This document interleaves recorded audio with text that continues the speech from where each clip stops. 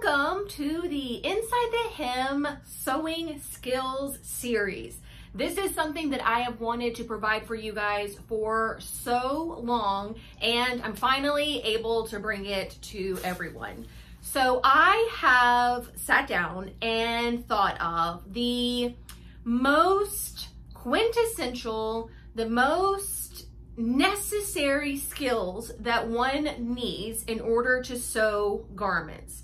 I'm talking about all of those things that you'll find in your sewing patterns over and over and over again. Sometimes they're explained very well, sometimes they aren't. So I'm going to be breaking down each one of these skills and providing you with step-by-step instructions on how to execute the skill itself in the most perfect way.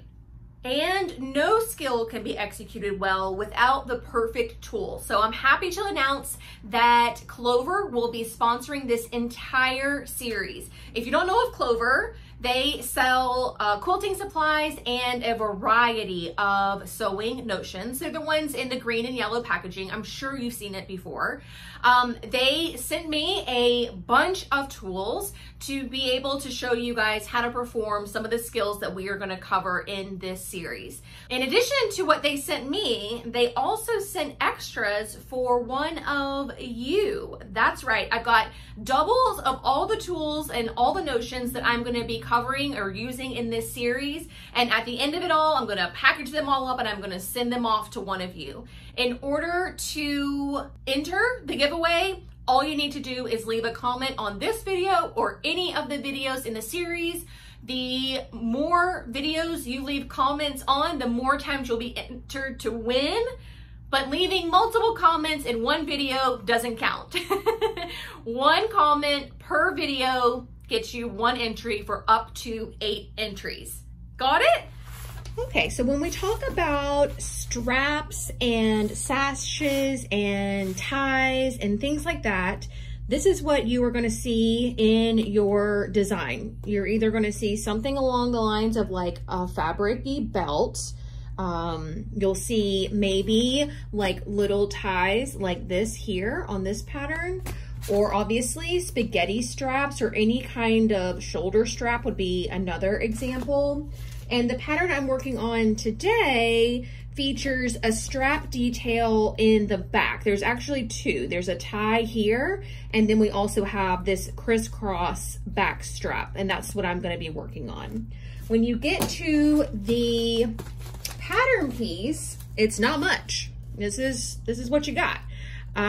Tells you to cut 2, gives you the grain line. Here's your different sizes. I always cut mine to the largest size. Even though I cut out a medium in this pattern, I just go ahead and cut it out extra long so that whenever I go to attach it, if the curve of my back means that I need it to be longer for whatever, it's always easier to cut it down than it is to add on. You really can't add on to it at all. So you do need to pay attention to a couple of things. One is the 3/8 inch seam allowance. And there's a ton of different dots and circles. You can see from my fabric that I don't transfer any of those. It's just unnecessary to me because this row of big circles is just marking the center, which it's very clear because this kind of has a little point. Same with these. This is just marking the 3/8 point. I don't see the need in transferring them, so I don't bother with it. I think that sometimes they can go overboard with these kinds of things, but they are super, super easy to sew. All we are going to do is take each one. We are going to fold it on itself, right sides together, and then you are going to stitch just along this edge here. And that is what is going to make a strap. So that's anything that both ends of the strap are sewn into a seam. So like think about a shoulder strap. Think about what I'm doing here today, where both edges are going to be sewn into a seam. If you have something like this, where only one end is tied into the seam, then you're obviously going to sew along the long edge and then one of the shorter edges. If you have something like a belt where both of the ends are exposed, Then you will sew one short edge, 2/3 of the long edge, skip a beat, the rest of the long edge, and then another short edge. Then you'll turn it out and you'll sew that closed. That's really the only difference between the 3 different types of straps, belts, ties, sashes, things like that, is how many of the edges end up being seen, how many of the edges are exposed, and then therefore how many of the edges you sew closed. But at the end of the day, it's the same kind of method. Sew a seam or 2 or 3, turn it right side out, and then attach it to your garment. So the next little trick I have is when you are going to turn this right side out. And again, this goes for all 3 or 4 different applications of these kind of 2B things. Instead of trying to flatten this out and press your seam allowances open to get the nice crisp seam there, also instead of just turning it and then hoping for the best once you get all the seam allowances on the inside, open up your seam allowances like a book, but press them just to one side while the strap is still in the same position it was in when you sewed it. So let me try and explain this better. So when you sew it, it looks like this, right? Then just turn back one of the seam allowances like so. The other one is flat like it was whenever you sewed it. Open it up like a book and then just press right along this edge. Try not to press the fold because you don't want to put a big crease in that when you're about to turn it right side out. And then if you do that, when you do turn it right side out, you'll be able to get a really nice, pretty turned tube where the seam you can't see from one side. It's definitely apparent on, it kind of rolls to the inside, which is really nice.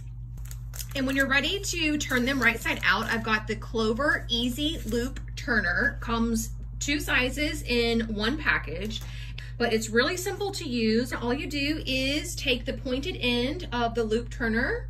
You are going to push this back so it sits on there like a clip. Push it in there. Now you are going to push the fabric over that end. Now be very careful that your fabric doesn't slip away and slip out of that clip. But once you get to the end, you can kind of poke the rest through and you have your tube turned. Now, if we are going to be making belts and ties where one end is closed, then obviously that method won't work because we needed to have 2 open ends in order for that to work. But fear not, I've got you covered on how to turn those as well. All right, so when you have a sash or a tie or some kind of belt, our first step is going to be to sew that seam if it's not on the fold. And then once that is sewn, we are going to press this whole thing to one side like so, so that the end of our tie is actually going to be just one bias point. Okay, and once you've done that, you've got something that looks like this, where, like I said, we folded it right sides together and I have sewn that center seam.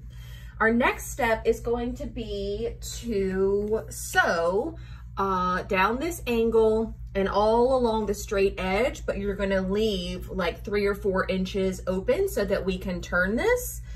And when you sew it, a neat little trick to help get perfect points is to take some kind of string or rope, something somewhat substantial, and lay that in the fold of the fabric like so.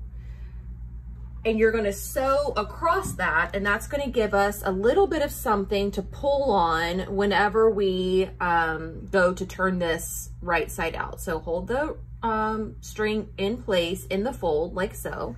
And also whenever you're sewing, you're going to come down this corner, and instead of just taking the turn, come down and then add an angle, so 2 stitches, and then take the turn and come the rest of the way. And I've gone ahead and done both of those things on this side, and you can barely see the little turn that we took right here and just made a couple of stitches running this way, so not taking a hard angle. All right, and just like our other strap, we want to go ahead and press back one of the seam allowances to ensure that we get a nice smooth seam whenever we turn this right side out. And we also want to trim this seam, so you're just going to come in and trim off everything but about 1/4 to 3/8 of an inch.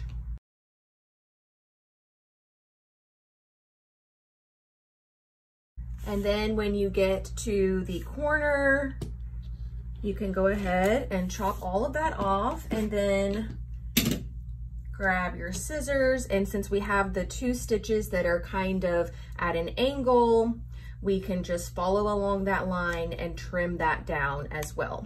All right, now if you've done this and your string is still hanging out the end, which I highly recommend, you can have a super small opening because you don't need a lot of room to pull it out, because I'm gonna try and show you this all in one. If you just pull on the string is going to act as your point turner. So we don't need to dig anything up into our corner.